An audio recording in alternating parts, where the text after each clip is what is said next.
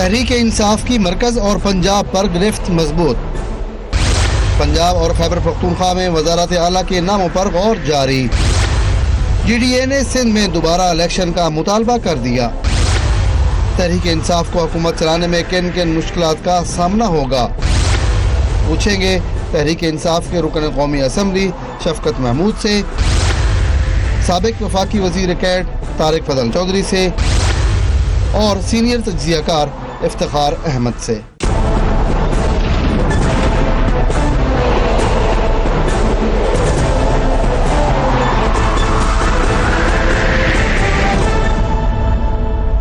And very warm welcome to the show. Tehreek Insaf election में कामयाबी के बाद इक़्तिदार के नज़दीक तो पहुंच चुकी है, मगर 5 साल तक हुकूमत करना लग रहा है कि कोई आसान काम नहीं होगा। काफ़ी सारे चैलेंजेस इस वक्त दरपेश हैं पाकिस्तान तहरीक इंसाफ को। काफ़ी आगे काफ़ी वादे हैं, काफ़ी एक्सपेक्टेशंस हैं, उनको पूरा करने का भी ख्याल है। इसलिए लग रहा है कि दोनों जगह पे अगरचे वफाक में और सूबे में यानी पंजाब के सूबों में दोनों जगह अक्सरियत PTI की ही होगी, वो ही गवर्नमेंट बनाएंगे। लेकिन क्योंकि वाज़ेह अक्सरियत नहीं है, इसलिए हुकूमत का दारोमदार दीगर जमातों और अरकान पर होगा, जबकि पार्लियामेंट में एक बड़ी मजबूत अपोजिशन भी सामने होगी। तहरीक इंसाफ की तब्दीली के दावे और अवामी तवक्कुआत क्योंकि बहुत ज़्यादा हैं, इसलिए ये भी बहुत चैलेंजिंग होगी। इसलिए लग रहा है कि की नॉमिनेशंस के हवाले से पूरा वक्त लिया जा रहा है। नईम हक साहब ने आज क्या कहा, लेट्स वॉच है। जब इतना बड़ा अहम काम हो तो मशावरत ज़रूरी होती है। इमरान खान साहब अपनी जो मशावरत है वो बहुत ही वसी पैमाने पर कर रहे हैं। खान साहब फैसला करके इंशाल्लाह बहुत जल्द 1-2 दिन में वफाकी वज़रा के हवाले से, सूबाई वज़रा के हवाले से और जो अहम ओहदे हैं उस हवाले से इंशाल्लाह जैसे ही फैसले होते हैं वो ऐलान करेंगे। इस पर बात करेंगे। कुछ इकोनॉमिक चैलेंजेस हैं, उनको भी देखेंगे। आई स्टार्ट विद यू शफकत महमूद साहब। थोड़ा सा वक्त, जाहिर है वक्त लेना आपका हक है, लेकिन क्योंकि 100 डे प्लान भी दिया था, एक तासुर था कि पूरी आपने अपना होमवर्क भी किया हुआ है, you are ready to go, तकरीर से भी लगा खान साहब की, तो फिर की नॉमिनेशंस में अब मसले क्या आ रहे हैं? ये देखें, we are ready to go, लेकिन पहले हमें कंप्लीट मेजॉरिटी तो नहीं मिली। मसलन नेशनल असेंबली की भी हमारी कांट छांट करके मेरा ख्याल 115 के करीब रह गई। ठीक। इसी तरह पंजाब में भी नंबर्स गेम जो थी वो पूरी नहीं थी। तो इसलिए हमें जो थोड़ा टाइम लग रहा है वो लग रहा है अपने नंबर्स जो हैं वो पूरे करके, और तकरीबन पूरे हो गए हैं, इनफैक्ट हो गए हैं पूरे।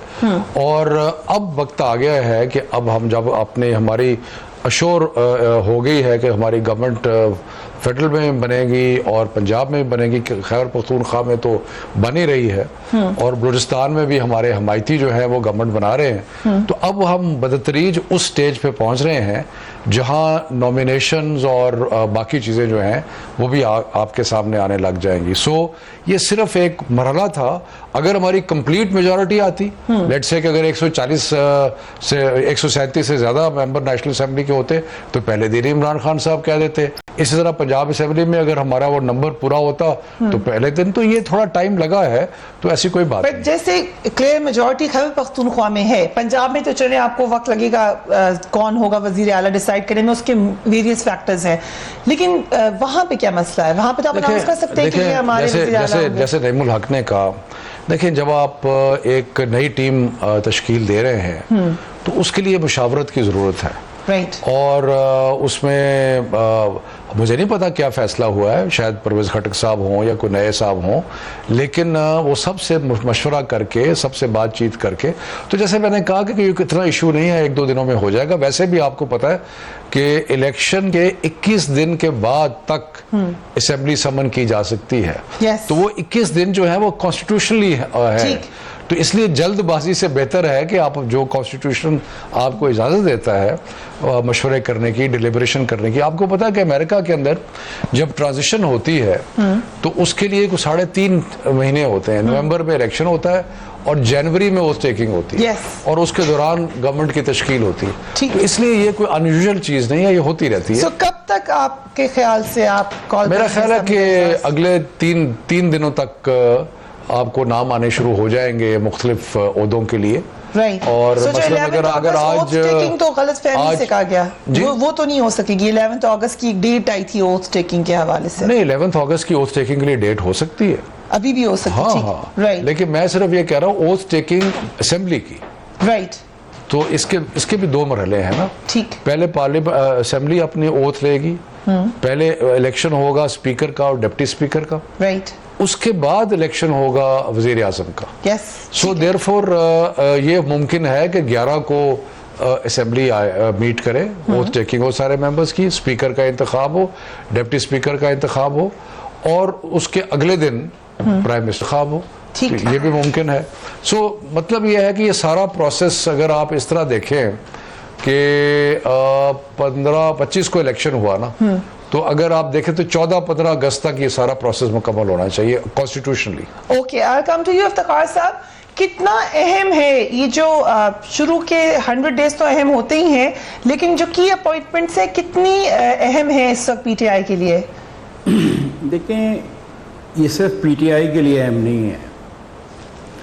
आज जहाँ हम खड़े हैं ये पूरे पाकिस्तान के लिए अहम है और पाकिस्तान की दूसरी सियासी जमातों के लिए भी अहम है।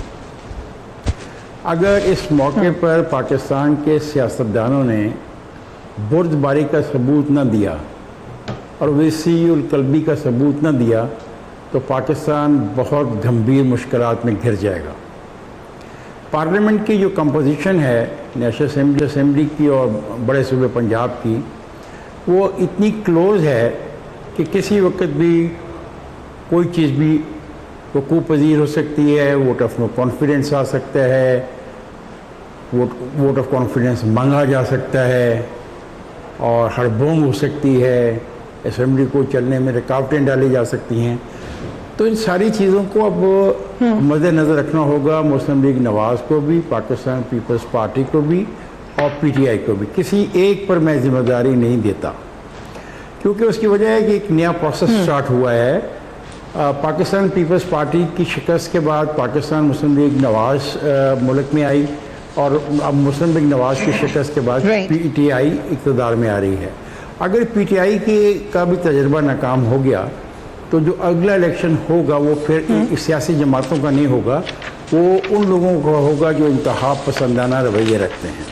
हमें ये भी देखना चाहिए IMF का जो हमारे पर एक दबाव थ्रू अमेरिका आया, हमें ये भी देखना चाहिए। ये मेरा दोस्त शफकत बहुत प्यारा आदमी है, ये बड़े कॉन्फिडेंस से कह रहा है कि अमेरिका में इतने दिन लगते हैं, यहाँ पे इतने दिन लगेंगे। हालत ये है कि मुझे नज़र नहीं आता कि इतना पुरसकून ट्रांजिशन ये होगी। वो तो पीपल्स पार्टी ने बहुत समझदारी का सबूत दिया, वरना मौलाना फजल रहमान जो शिकस्त खुर्दा आदमी था वो कह रहा था कि मैं हलफ नहीं लूँगा। तो तमाम इकट्ठे हो गए थे हम हलफ नहीं लेंगे। ये पहला बार था मुंतखब पार्लियामेंट के ऊपर। और जब मैं मुंतखब पार्लियामेंट की बात करता हूँ, मैं पीटीआई की बात नहीं कर रहा। I am talking about the elected people of Pakistan, जो लोगों ने मुंतखब किया है। पहला बार उन पर यही था। फिर ये बार हुआ कि ये इलेक्शन जो है ये मुनासिब नहीं है, इसमें बहुत सारी गलतियाँ हैं, ये हमने एक रेटोरिक बना ली है और हम उस इलेक्शन कमीशन को ठीक करने के लिए माजी में भी हमने कोई प्रोएक्टिव रोल प्ले नहीं किया और ना आइंदा करने का मुझे इम्कान नज़र आता है। इन सब के लिए बेहतर ये है कि ये आगाज़ करें चार्टर ऑफ डेमोक्रेसी में जिन पॉलिटिकल इश्यूज़ की बात की गई है और नेशनल एक्शन प्लान में पाकिस्तान के अंदरूनी मसाइल को हल करने के लिए जो एक रास्ते का तयन किया गया है, ये इनकी बिगनिंग होनी चाहिए। और पीटीआई को दूसरों के मुकाबले में ज़्यादा अपने रवैये में लचक दिखानी होगी लोगों को करीब लाने के लिए। अगर हम ये कहते रहे ये चोर हैं चोर हैं चोर हैं चोर हैं, तो हमने चोर चोर कह के एक आदमी को जेल भिजवा के अगर हमारी अना को तस्कीन हो गई हो तो ठीक है, लेकिन अगर ये मसला चलता रहा आगे तो इससे बहुत ही गैर यकीनी सूरत हाल पाकिस्तान में पैदा हो जाएगी। हम बहुत सारी मुश्किलात में घिर जाएंगे, क्योंकि अमेरिका ने जो रवैया अख्तियार किया है उसमें CPAC भी उसका निशाना बन सकता है और उसने इसमें बात को छुपा के नहीं किया। तो मैं समझता हूँ कि हमारी ज़ात से बढ़ के रियासत है और हमें अपनी रियासत को भी बचाना है और हमें इस जमहूरी अमल से पैदा होने वाली असम्बलियों को भी बचाना है, इसलिए सबकी रिस्पॉन्सिबिलिटी है। आप इफ्तिखार साहब, in other words way saying कि अकाउंटेबिलिटी का प्रोसेस अगर हुआ तो ये स्टेबिलिटी के खिलाफ है? नो, अकाउंटेबिलिटी का प्रोसेस मैंने कह दिया कि जो अकाउंटेबिलिटी का प्रोसेस इन्होंने तय किया था 2007 में नवाज शरीफ ने और बेनज़ीर ने, उस अकाउंटेबिलिटी के प्रोसेस को इनको लेना चाहिए। जो मौजूदा जो नैब है इसको तो कोई तस्लीम करने को तैयार नहीं था, तो you must have a by partisan, और फिर उसमें देखना है कि जो ह्यूमन फंडामेंटल राइट्स है, मसलन किसी शख्स को 90 दिन के लिए बगैर किसी सबूत के, बगैर किसी चीज़ के अगर आप जेल में रखना शुरू कर दें, तो ये भी तो सोचने वाली बातें हैं एक। और अगर आपने अकाउंटेबिलिटी की तरफ ही चलना है तो वो अकाउंटेबिलिटी इतनी वाज़ेह होनी चाहिए, इतनी शफाफ होनी चाहिए कि गली में चलने वाला आदमी भी ये मिसाल ना दे। अब मतलब बदकिस्मती है, गली वाला ये कहता है कि यार करप्शन कौन नहीं करता, मेरा बच्चा सौदा खरीदने जाता है 8 आने वो भी खा जाता है। तो मतलब इस किस्म की हमने I think these are very clear points. इससे पहले कि डॉक्टर साहब बात करें, सिर्फ मैं एक बात कर दूंगा कि नैब की बात की, नैब को चेयरमैन को किसने अपॉइंट किया? PMLN ने और पीपल्स पार्टी ने। ECP को किसने अपॉइंट किया?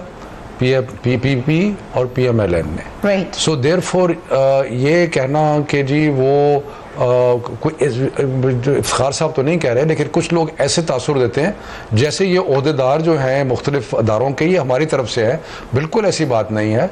जितने भी ओहदेदार हैं, चाहे वो अदारों के हैं, चाहे वो आर्म फोर्सेस के हैं, चाहे वो नैब के हैं, ECP के हैं, वो सारे के सारे PMLN गवर्नमेंट और इनके पीपल्स पार्टी के मुंतखब करता है। Very warm welcome to you doctor Tariq Fazal Chaudhry. Muslim League Noon इस वक्त पंजाब और वफाक में लग ये रहा है कि अपोजिशन में बैठने के लिए तैयारी करी है, हुकूमत बनाने का आपने तासुर भी नहीं दिया इतना ज़्यादा, क्यों? बिस्मिल्लाहिर्रहमानिर्रहीम। मैं आपके सवाल का जवाब देने से पहले जिस मासूमियत से हमारे भाई शफकत साहब ने कहा है कि नैब के चेयरमैन को किसने अपॉइंट किया, ECP को किसने अपॉइंट किया, मैं तो अर्ज़ कर रहा हूँ कि जिस मासूमियत से आपने 2 सवाल किए हैं, इसी मासूमियत से 2 सवाल मैं पूछ लेता हूँ जी कि जनरल ज़ियाउल हक को किसने अपॉइंट किया? ओके। अच्छा, आप कह रहे हैं कि जनरल मुशर्रफ को किसने अपॉइंट किया? आप कह रहे हैं ज़ियाउल हक और चेयरमैन नैब एक जैसे हैं। ओह नहीं, मैं मुशाबे तो कोई हो नहीं सकती ना, वो chief of the army staff है। मैं जो सुन रहे हैं वो समझ के मेरी बात कर रहे हैं आप। जनरल मुशर्रफ को किसने अपॉइंट किया, उसके बाद क्या हुआ? छोड़े इस बात को, मैंने कहा बस आपने जिस मासूमियत से कहा, इसी मासूमियत से मैंने, क्या ताल्लुक है उसका? मैंने 2 अपॉइंटमेंट का जिक्र किया, आप क्यों इतने रोले में पड़ गए? मैं तो मासूमियत से कहा नहीं, मासूमियत दोनों को किसने अपॉइंट किया और आगे जाके क्या हुआ? छोटे इस बात को, आपके सवाल की तरफ आते हैं, आपके सवाल की तरफ आते हैं, आपके सवाल की तरफ, आपका मतलब गलती मैसेज चला गया, आपके सवाल की तरफ आते हैं। अब ये फिर मान लेंगे गलत अपॉइंटमेंट कर ली। मैंने ये नहीं कहा, बस कुछ और बात मैंने की है, चला गया मैसेज जो मैंने देना था। आगे बात करते हैं। पंजाब गवर्नमेंट की ये है मुस्तकबिल आपने जो पंजाब गवर्नमेंट की तश्कील का मामला है। ओके जी इफ्तिखार साहब, आई होप नॉट, लेकिन उन्होंने वार्न किया है कि इफ्तिखार साहब पार्लियामेंट का मुस्तकबिल वो नहीं है जो आप फरमा रहे हैं। हम लोग वो नहीं है पार्लियामेंट का मुस्तकबिल यही है कि अगर ज़ियाउल हक डिस्कस होना है और मुशर्रफ डिस्कस होना है, हमने ऐश करें। नहीं, कोई डिस्कस नहीं हो रहे। मैं किसी और हवाले से ये बात की है। और दूसरी बात ये है कि जहाँ तक पार्लियामेंट का ताल्लुक है, उसका मुस्तकबिल का ताल्लुक है, हम लोग एक जिम्मेदार अपोजिशन का किरदार अदा करेंगे। हमारा पार्लियामेंट पर कोई लानत भेजने का ना कोई प्रोग्राम है, ना पार्लियामेंट के दरो दीवार पे बुलडोज़र और क्रेन लेके चढ़ने का कोई प्रोग्राम है जो माजी में ये होता रहा है। ऐसा हम कुछ भी करने वाले नहीं हैं। हम जो काम भी करेंगे बड़ी वज़ादारी से करेंगे। अपोजिशन भी इंशाल्लाह आपको नज़र आएगा कि ज़िम्मेदाराना और वज़ादाराना तरीके से होगी। कोई ऐसी हरकतें आपको नज़र नहीं आएंगी जो टोपी ड्रामे माजी में होते रहे हैं।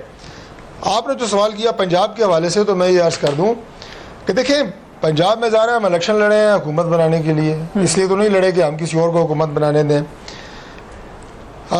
2013 में KPK में सबसे ज़्यादा अक्सरियत तो नहीं थी, लेकिन सबसे ज़्यादा सीटें जो हैं वो PTI की थी। हमने PTI को मौका दिया था, हमने वहाँ कोशिश ही नहीं की। यस, खैबर पख्तूनख्वा। एक ब्रेक की तरफ जाकर, आई एम सो सॉरी, वो बार-बार कह रहे हैं। I come back to you. Tariq Fazal Chaudhry साहब बात कर रहे थे, we will after break. Opposition में बैठ रही है PMLN, उन्होंने कहा हम वज़ादारी का सबूत देंगे, लेकिन पंजाब में क्या होगा? आफ्टर ब्रेक ही फॉस्टिंग ट्राइन फेयर है।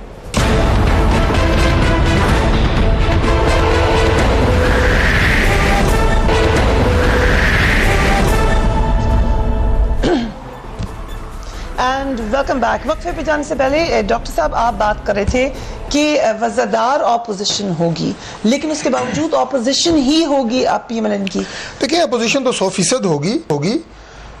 उसकी वजह यह है कि अभी जो बात की इफ्तिखार साहब ने कि बात हुई सबसे पहले हलफ ना उठाने की, यकीनन जब अपोजिशन की मुश्तरका मीटिंग हुई तो सबसे पहले कुछ जमातों ने मशवरे दिए कि हलफ ना उठाया जाए, लेकिन उसके बाद बाकी जमातों ने ये कहा कि पाकिस्तान को आगे बढ़ाने के लिए, पाकिस्तान में जमहूरी अमल को आगे बढ़ाने के लिए ये ज़रूरी है कि पार्लियामेंट में जाया जाए और जो तहफ़्फ़ुज़ात इलेक्शन के हवाले से हैं, ये शहबाज शरीफ साहब का डिसीजन था। जी बिल्कुल, वो पार्लियामेंट के फोरम के ऊपर अपनी आईनी हदूद के अंदर रहते हुए जो जिस तरह मैंने कहा कि वज़ादार तरीके से हम उसको उठाएं और अपना जिम्मेदारी का या हमारा जो फ़र्ज़ है हम उसको अदा करें।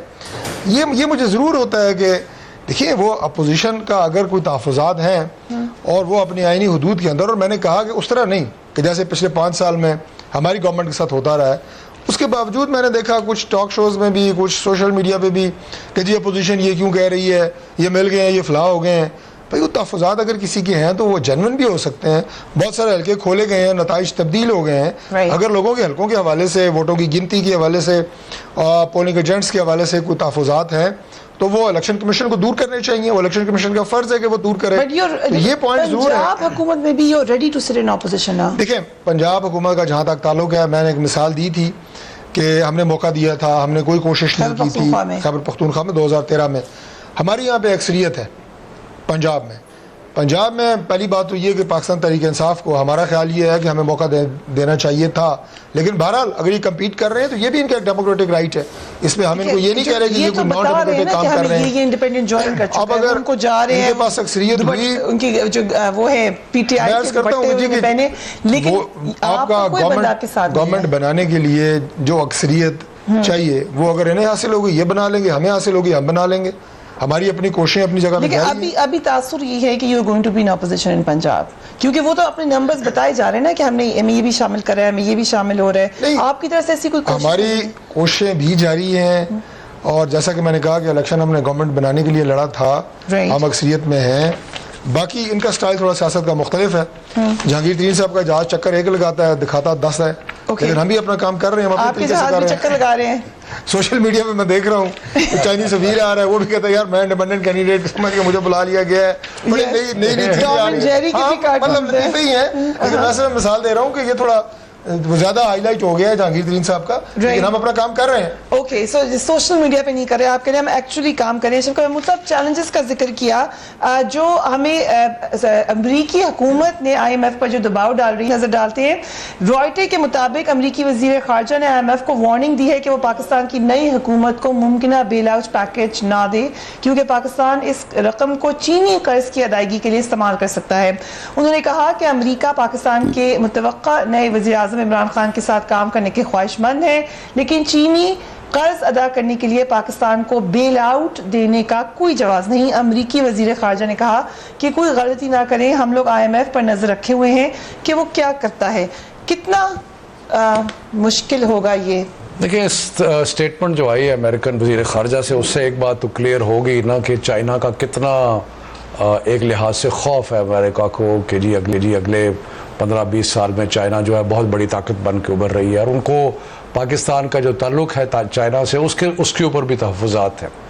लेकिन अभी हमने कोई फ़ैसला नहीं किया कि हम IMF के पास जाएंगे, ऐसी कोई डिसीजन नहीं हुई जब हमारी गवर्नमेंट बनेगी।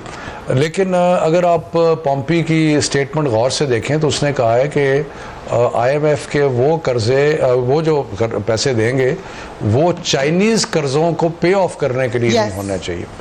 तो चाइनीज़ कर्ज़ों को पे ऑफ करने का जो कोई अगर शिक है तो वो एक शिक है। इकॉनमी में और भी बहुत सारी चीज़ें हैं। तो लेकिन अभी हमने कोई फैसला नहीं किया कि हम IMF के पास जा रहे हैं। ये बात क्लियर है कि पाकिस्तान के जो कर्जे माशाल्लाह डॉक्टर साहब की हुकूमत ने लिए थे, जिसको 93 बिलियन तक इन्होंने पहुँचा दिया, और उसको इतने मतलब कि हाई इंटरेस्ट रेट्स पे इन्होंने कर्जे लिए, पाकिस्तान को इतना इन्होंने मकरूज़ किया और दिवालिया कर दिया पाकिस्तान का कि अब उसको कर्जे जो है उनको पे ऑफ तो करना है।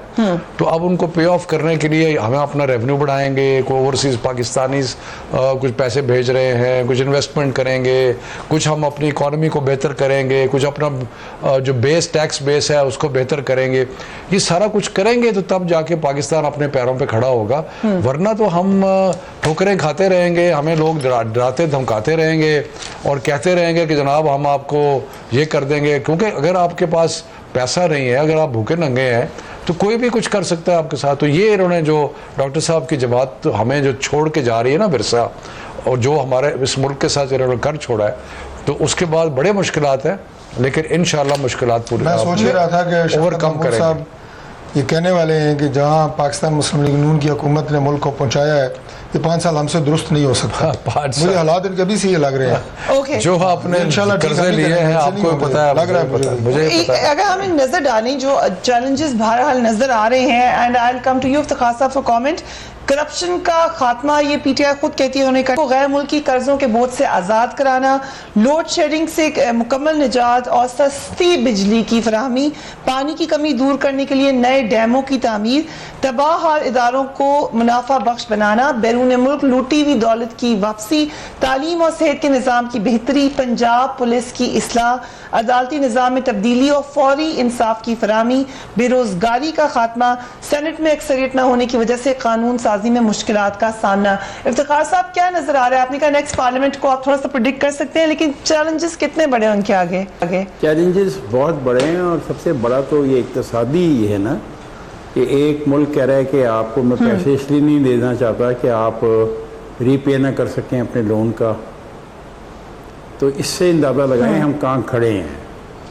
और यही मैं कहता हूँ कि ये सिर्फ पीटीआई को चैलेंज नहीं है, ये पाकिस्तान को चैलेंज है।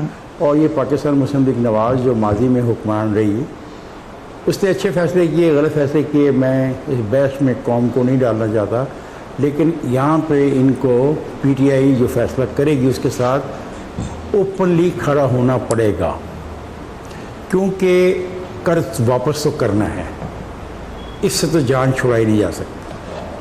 अब आगे चलें, अगर आप कर्ज वापस करते हैं और आपके तल्लुकात अमेरिका से और ख़राब होते हैं, तो माजी में भी हमारे अमेरिका से तल्लुकात अच्छे नहीं रहे। जब हमने एटमी धमाका किया था तो प्रेसिडेंशियल अमेंडमेंट के हवाले से कई साल तक हमारे पे पाबंदियाँ लगी रहीं, और बतौर कौम हमने उन पाबंदियों को फेस किया था। तीसरी बात है कि जो पाकिस्तान का सरमायादार है, ये नेशनल सरमायादार नहीं है, इसमें कौम परस्ती का तस्वर नहीं है, ये सिर्फ बिजनेसमैन है। इसको भी सोचना होगा कि क्या इसका भी कोई रोल है पाकिस्तान की बेहतरी में, या पाकिस्तान की बका में, या पाकिस्तान के मुस्तकबिल में। अगर ये सोच ले, और जिस तरीके से आप बात टैक्सेशन की कर रहे हैं और टैक्स की अदायगी की कर रहे हैं, तो हम में से हर दुकानदार को टैक्स देना पड़ता है। जो लिमिट मुकर्रर की गई है वो उसको तो हर दुकानदार क्रॉस कर जाता है, लेकिन जैसे ही हम टैक्स मांगते हैं वो शटर डाउन करके स्ट्राइक पे चले जाते हैं। तो ये जो मसाइल हैं ये एक पार्टी के नहीं हैं, खुदा के लिए इसको एक पार्टी तक मत रखें। 70 साल के बाद जहाँ हम खड़े हैं वहाँ पर मसाइल अब बहुत बड़े। और फिर ये कह रहे हैं ना कि इन्होंने वादा किया रोज़गार का सबसे बड़ा मौका सी पैक के प्रोजेक्ट्स हैं। अगर सी पैक के प्रोजेक्ट्स के ऊपर ही उंगली खड़ी होती है और हम उस पर नहीं अमल दरामद करा सकते तो मसाइल तो बढ़ेंगे। और फिर इसके बाद इदारों का इसके बाद इदारों का मसला है कि एक अदारा कहता है कि मुझे ज़्यादा पैसों की ज़रूरत है, उस अदारे को भी सोचना चाहिए कि किस लिए ज़रूरत है, काहे को ज़रूरत है, जब हम भिखारी बन चुके हैं, हम दबाव के नीचे। और ये बहुत खौफनाक दबाव है ये जो अमेरिका ने कहा, इसको आप बहुत इजी ले रहे हैं। इसका जो है बता रहे हैं आप कहाँ पे किससे मिल रहे हैं, क्यों बात कर रहे हैं, क्योंकि इसका जो है तल्लुक चाइना से है, इसका तल्लुक चाइना से है। यानी कि हमने जो हासिल किया पिछले सालों में वो चीन और रूस की दोस्ती हासिल की, अब ये जो है ये उनसे बर्दाश्त नहीं हो रही। Right and they actually dictating us, और पैसों की तड़ियां लगा के डिक्टेट कर रहा है अमेरिका। नजर तो ये आ रहा है, मगर जो कहा कि नेशनल में हमने देखा मिफ्ता इस्माइल साहब ने खुलकर इस बारे में स्टेटमेंट दिया, नेशनल जो पॉइंट ऑफ व्यू है उसको मद्देनजर रखते हुए। Let's watch him and will be right back. ये IMF के बारे में जो अमेरिकन सेक्रेटरी ऑफ स्टेट ने माइक पोम्पियो ने बात करी है, ये एकदम गलत बात है। ये जो चाइना का जो हमारा रिलेशनशिप है, पाकिस्तान का बड़ा हेल्थी रिलेशनशिप है, CPEC is a very good thing for our economy. और ये मगरबी ममालिक जो हैं इनको सिर्फ बुरा लगता है कि चाइना जो है वो पाकिस्तान में इन्वेस्ट कर रहा है, तो इससे कोई ताल्लुक नहीं है।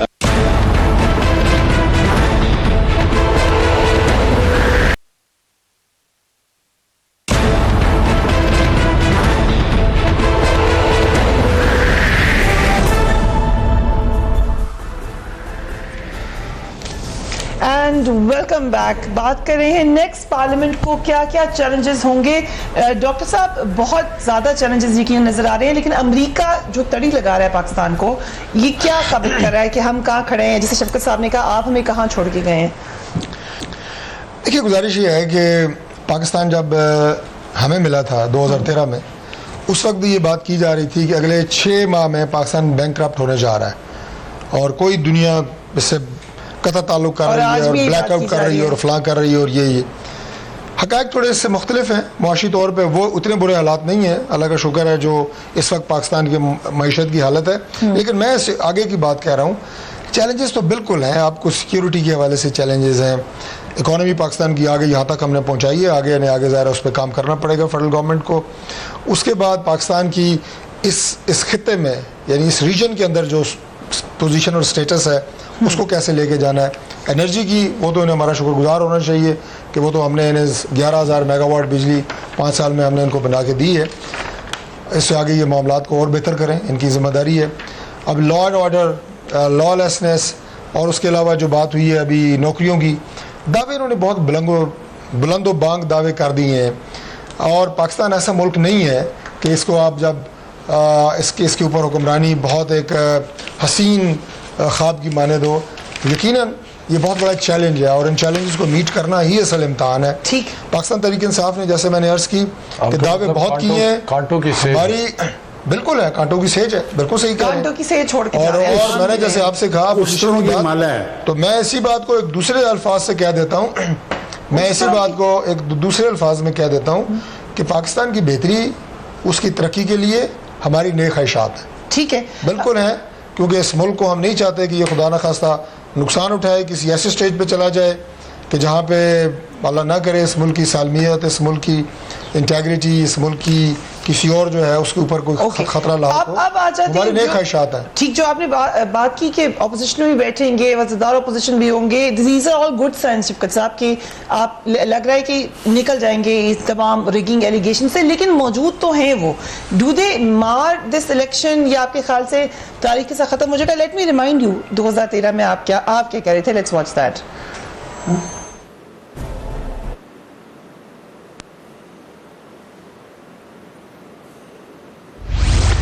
मैंने 4 इलेक्शंस में एक चीज सीखी है कि मेरा पोलिंग एजेंट साइंड रिजल्ट लेके उठे।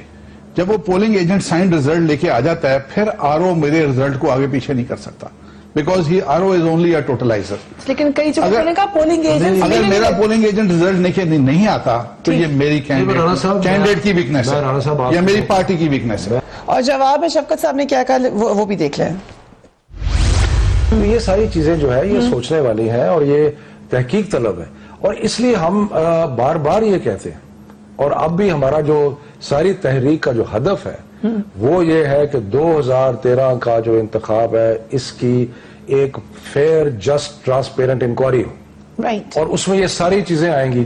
फैफन के पास बहुत सारी चीजें हैं, हमारे पास हैं, और रिकॉर्ड जब खुलेगा उससे पता चलेगा। जितने हलकों का रिकॉर्ड अभी तक खुला है, ठीक, आपको पता है कि कहीं आपको थैलों में भूसा भरा नजर आया है, कहीं कुछ नजर आया, कहीं कुछ नजर आया। तो ये तो बेकायदगियां तो कि नहीं कहना चाहिए, ये तो धांधलियां हैं, बेकायदगियां हैं। और हमें प्रिजाइडिंग अफसर ने कहा कि जनाब मैंने आपको फॉर्म 14 पे रिजल्ट नहीं देना, ठीक, देना है रिजल्ट तो ले लो। शफकत साहब देखें, जो मैंने उस वक्त कहा था मैं वहीं पे खड़ा हूं। हमारी जमात ने तहरीक अपना इमरान खान साहब ने क्या कहा पहली अपनी तकरीर में, उन्होंने कहा जनाब कि आपको अगर किसी जगह पे एतराज़ है और अगर आप समझते हैं तो उसकी आप अगर तहकीकात कराना चाहें तो हमें कोई एतराज़ नहीं है।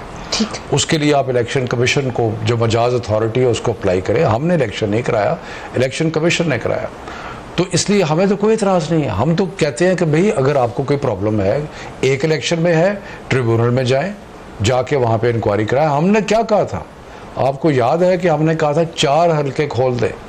वो 4 हल्के जब खुले तो चारों के चारों में आपको ट्रिब्यूनल ने क्या फैसला दिया, री इलेक्शन का फैसला किया। अगर इनको कोई प्रॉब्लम है तो बड़े शौक से करें, लेकिन वैसे मैं आपको बताऊं कि पंजाब में जितने भी ओपिनियन पोल्स थे उसमें हम नेक टू नेक जा रहे थे। राइट। हमारी नेशनल असेंबली की सीटें भी तकरीबन एक जैसी हैं, ठीक, और हमारी प्रोविंशियल असेंबली की सीट्स में भी थोड़ा फर्क है, ठीक। और जो वोटिंग परसेंटेज है 1 करोड़ 12 लाख करीब इनके हैं पंजाब में, और 1 करोड़ 12। हमें जो सक्सेस मिली है वो north Punjab, south Punjab, Karachi otherwise and KP वहां से मिली। मैं एक बात कहना चाहूँगा। डॉक्टर साहब एक बात कह रहे हैं Iftikhar sahab, and I will come straight back to you. मैं बहुत सिंपल सी एक बात करूंगा। पहली बात तो ये जो आपने बात की, जो मैंने बयान दिया है कि हम एक जिम्मेदार और वफादार अपोजिशन का किरदार अदा करेंगे, लेकिन ये ऐसा नहीं है कि ये जो धांधली के इल्जामात हैं ये सारे डाइजेस्ट हो जाएंगे, हजम हो जाएंगे, ये रहेंगे। अब जो इमरान खान साहब ने जो बात कही है कि जी हम सारे हल्के खोलने के लिए तैयार हैं या हमें कोई एतराज़ नहीं है, ये सरासर एक सियासी बयान है। इसलिए बात मुकम्मल करने देना, सियासी बयान मैंने इसलिए कहा है कि मजाज अथॉरिटी ये सही कह रहे हैं कि मजाज अथॉरिटी मौजूद है, उसमें इमरान खान साहब एतराज करें ना करें उसकी कोई हैसियत नहीं है। मजाज अथॉरिटी ने फैसला करना है। यही बात हम भी कह रहे थे जब ये कह रहे थे 4 हल्के खोले कि मजाज अथॉरिटी ने फैसला करना है। अब भी उसी ने फैसला करना है। ये अगर तैयार ना भी हो तैयार तो अथॉरिटी ने फैसला करना है।